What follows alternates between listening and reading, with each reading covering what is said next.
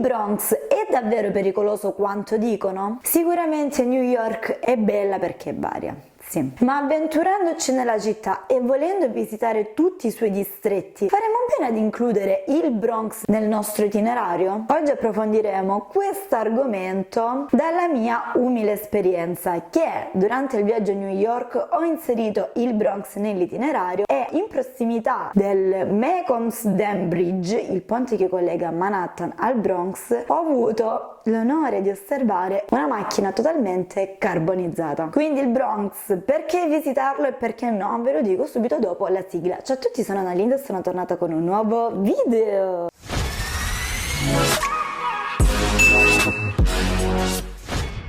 Il Bronx è collocato a nord di New York ed è separato da Manhattan dal fiume Harlem. Il distretto prende il nome dall'olandese Jonas Bronck, che guidò il primo insediamento coloniale nel 1639. Negli anni 70 il Bronx era un posto quasi inabitabile. L'alto tasso di disoccupazione e la povertà causarono l'aumento di reati e l'uso di droghe. All'epoca il Bronx sperimentò alcuni degli aspetti del peggior decadimento urbano, con la perdita di ben 300.000 residenti e la totale distruzione di interi blocchi di edifici. Automaticamente l'attenzione dei mass media esportò la cattiva fama del Bronx a livello internazionale. I primi anni 70 videro deprezzarsi il patrimonio immobiliare del Bronx, a causa ovviamente del calo di richieste abitative in un quartiere dove dominava miseria, analfabetismo, illegalità e delinquenza. Un progressivo circolo vizioso ebbe inizio quando un vasto gruppo di edifici abitativi rimasero abbandonati per lunghi periodi, diventando automaticamente preda ambita di elementi criminali, quali le gang di strada, e ve ne nomino solo alcune: Savage Schools, Reapers, Black Spades, Savage Nomads, Ghetto Brothers, Javelin and so on. All'epoca in forte espansione e in grado di sostenersi autonomamente grazie ai ricavi provenienti dallo spaccio di droghe. Le proprietà abbandonate attrassero oltretutto vari vagabondi senza tetto, drogati e malati mentali in cerca di un'abitazione, che contribuirono al degrado del quartiere. Le statistiche della polizia mostrano come l'ondata di criminalità spostatasi dal nord del Bronx a South Bronx rese pochi residenti bianchi rimasti nel quartiere, per la maggioranza anziani ed ebrei, il bersaglio preferito di crimini violenti commessi da giovani delinquenti afroamericani ed ispanici. Le aggressioni divennero così frequenti da coniare il termine slang crib job, in uso tra i membri delle bande giovanili. Crib significa culla e stava ad indicare che gli anziani residenti del Bronx erano indifesi proprio come dei neonati nella culla. Guardate quanta cattiveria. A partire dagli anni 80 parte del Bronx iniziò finalmente ad essere riqualificata grazie alla costruzione di nuove strutture residenziali. La costruzione del nuovo Yankee Stadium incluse campi da tennis,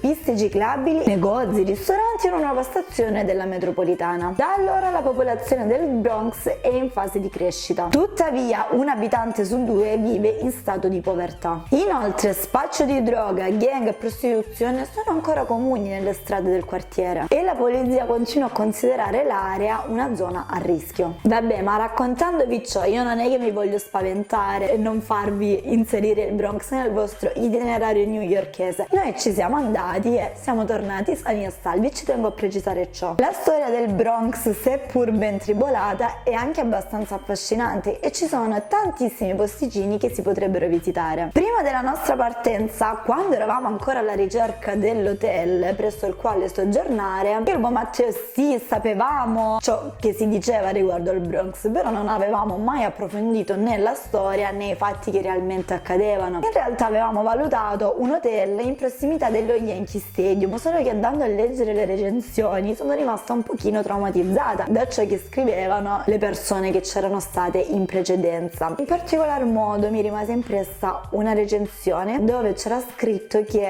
il quartiere non era particolarmente decisamente pericoloso, però una notte proprio di fronte all'hotel queste persone avevano assistito ad un accoltellamento. Detto ciò, al Bronx abbiamo deciso che non ci avremmo abitato. Innanzitutto ci siamo recati in pieno giorno, perché sicuramente alcuni accorgimenti per recarsi al Bronx bisogna pur farli, ad esempio non girare di notte a piedi, come abbiamo letto su tantissimi blog, se possibile fare dei tour guidati, quindi girare in gruppo, non essere molto vistosi, cioè magari non andare in giro con le mega borse firmate, vestiti in modo molto appariscente, e magari evitare un pochino le zone più internate del South Bronx. Però detto ciò, andando a visitare delle zone turistiche e ben trafficate con la luce del sole, si è fuori pericolo. Durante la nostra visita al Bronx io ero un pochino preoccupata, infatti ho fatto pochissimi video, forse 2 in croce, usavo il telefono con la fotocamera interna per guardarmi le spalle, perché quando c'era qualcuno che camminava dietro di me mi veniva un po' l'ansia,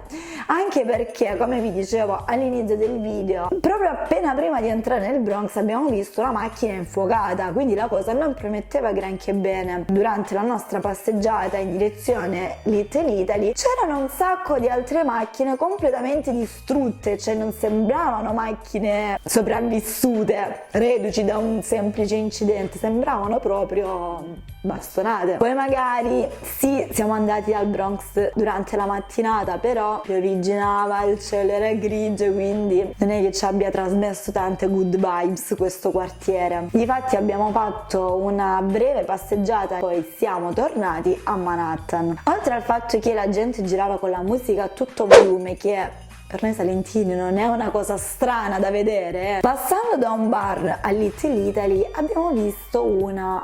ma come si chiamava quella macchina? Devo chiedere a Matteo.